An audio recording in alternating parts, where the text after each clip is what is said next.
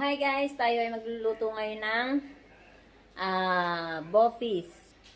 Magluluto tayo ngayon guys ng chicken, gizzard, and liver boffies. Yan. Pakaway-kaway ka pa dyan talaga. So, ito yung ating ingredients. So, ayan, pin-pressure cooker ko na yung ano natin, yung ating gizzard. So, malambot siya, yung balon-baluna natin. So, meron tayong atay. Yan, may atay. At syempre, yung ating main ingredients also ay meron tayong radish, carrots, meron tayong bawang, bay leaf, tomato, sibuyas, at saka syempre yung ating singkamas. So, let's start guys. Start cutting. So, ito guys yung balon-baluna natin. So, ayan. Hihiwain lang natin siya ng maliliit. Alam niyo naman siguro kung gaano kadalaki yung hiwa ng sa boffies. So, hiwain lang natin siya. Yan. Malambot na ito guys kasi gawa ng nag-pressure cooker tayo kanina. Pin-pressure cooker ko na siya kanina guys. So, sobrang lambot niya talaga. Malambot siya. So, guys, ayan na yung finish na nahiwa natin. Ayan. Maghihiwa naman tayo ng mga ingredients natin. Hinugasan ko po yung ating kamatis. Hihiwain lang natin ng maliliit. Ayan. Maliliit lang yung hiwa guys kasi maliliit lang yung ating boffies. Ito naman yung ating sibuyas. So, ayan, ugasan na natin yung ating meron akong easy chopper pero hindi ako gagamit kasi hiwain lang natin ng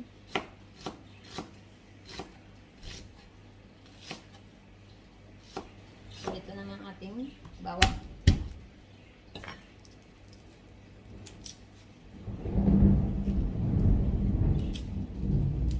Kulog. Ang lakas ng kulog.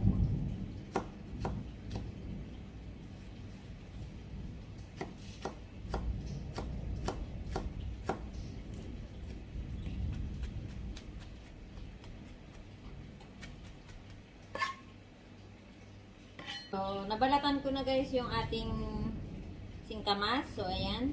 Ating labanos. Kalahati lang ilalagay natin. Tapos isang carrots. Ito yung singkamas natin kalahati. Ang ating labanos.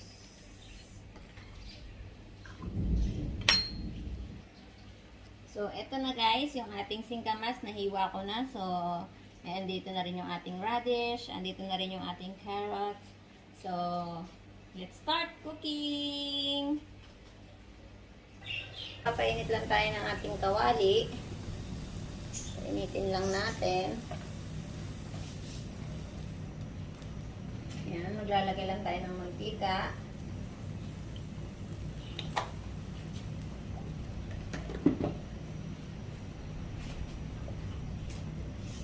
Ilan tayo ng ating mantika. So, magigisa na tayo. So, unahin natin ang sibuyas. Ayan. Then, sunod na natin yung ating bawang. Ayan. Saute lang natin. Saglit. Ilagay natin ang ating kamatis. Isusutay unahin natin ang carrots. Kasi pag inuna natin ilagay yung ating gizzard at saka atay, madudurog siya. So, kasi maano na siya, malambot na siya. Kasi pin-pressure cooker ko na siya kanina. So, unahin na lang natin muna ito. Unahin natin yung ating gulay.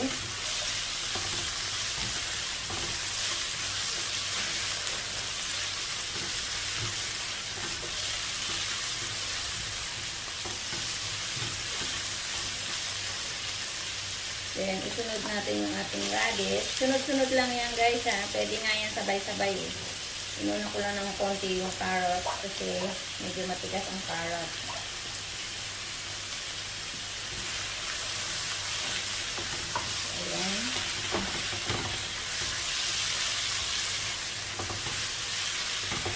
Super bango. Naamoy ko na yung aroma na.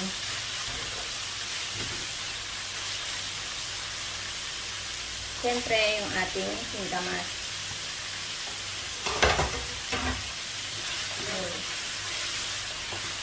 Sunod-sunod lang siya, guys.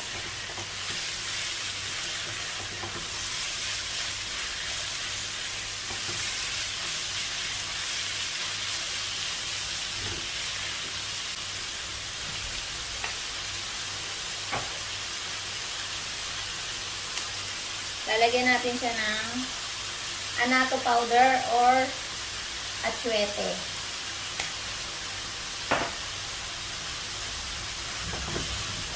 So, ayan guys.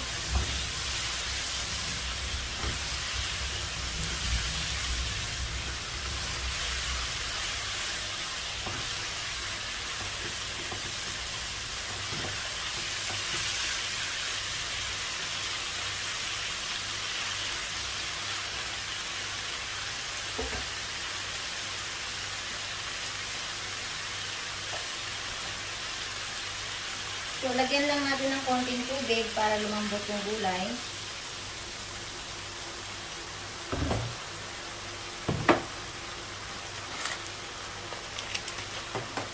So, maglalagay tayo ng magic sarap. Seasoning. Yan.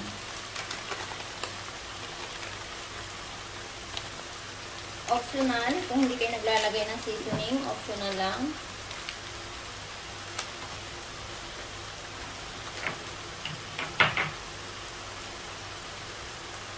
Siyempre, black pepper. Ito tayo ng black pepper.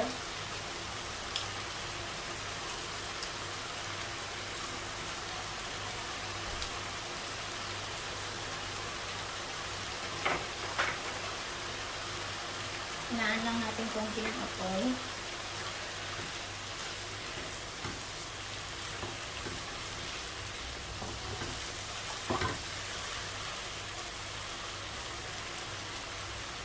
So, hayaan lang muna natin lumambot at maiga ng konti yung sabaw. Yan. So, at this point, bigyan na siya. Lalagay na natin ito. Yan. Lagyan na natin ating chicken. Then, saka tayo mag-a-adjust ng ating pampalasa. So, ilagay na rin natin itong ating bay leaf. Yan.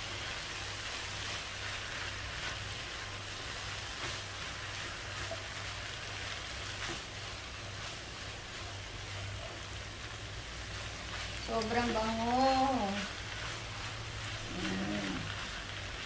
Kung nandito lang kayo, maamoy nyo. Masarap ng amoy.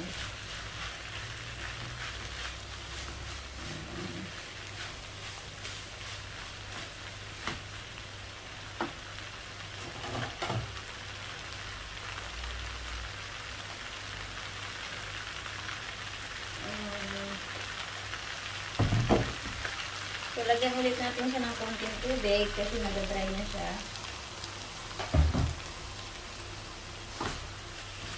Ayan.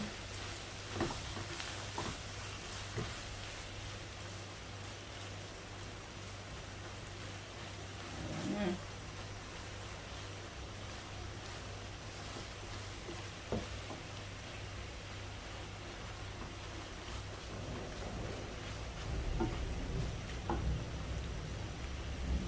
So, syempre, hindi makukumpleto yan kung wala tayong ilalagay na pampaanghang. Syempre, meron tayong sili. So, lalagyan natin ng sili. Depende sa inyo guys kung gaano karaming sili. Kung mahilig kayo sa maanghang, pwedeng isa hanggang 2 sili. O 3, ganyan. Depende. Ako, ang nilagay ko isang siling pansigang at isang siling labuyo.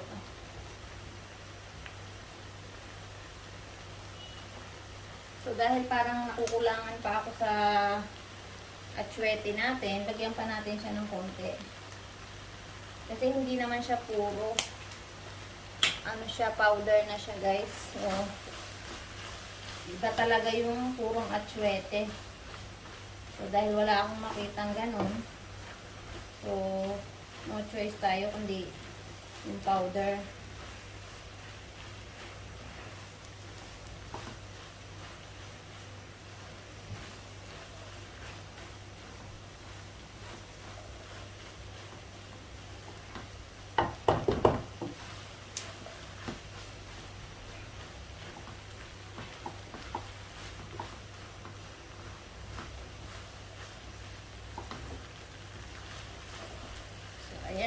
Kita nyo na.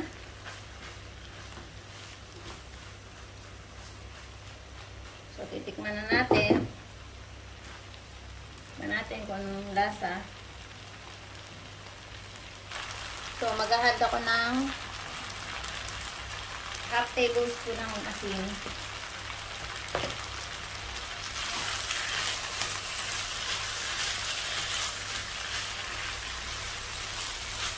So, at this point, natutuyuan siya. So, lalagyan natin siya ng konti pang mantika. Ayan, masarap sa bote yung medyo may mantika.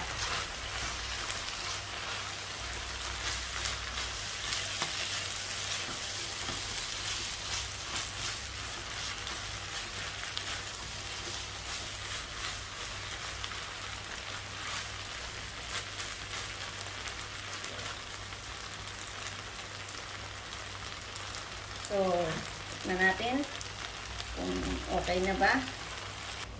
So, ayan, dahil nakukulangan pa ako ng lasang paminta, so dinagdagan ko lang siya uli ng konting paminta. So, ayan na guys. Luto na. Luto na yung ating bopis. Chicken bopis. Yan. Chicken gizzard bopis. So, there you have it guys. Ayan ang ating gizzard bopis. So, wow. Lagyan lang natin siya ng sili sa ibabaw. Ayan. So, ayan guys. There you have it. Ang ating chicken gizzard bopis. Wow! Kainan na guys. Ayan. Sarap guys. So, papatayin na natin yung apoy. So, ayan. Thank you for watching my video. See you again on my next cooking vlog. Ayan, bye-bye. Sana magaya nyo yung aking recipe. So, napakadali at napakasarap, guys. So, thank you for watching. Bye-bye.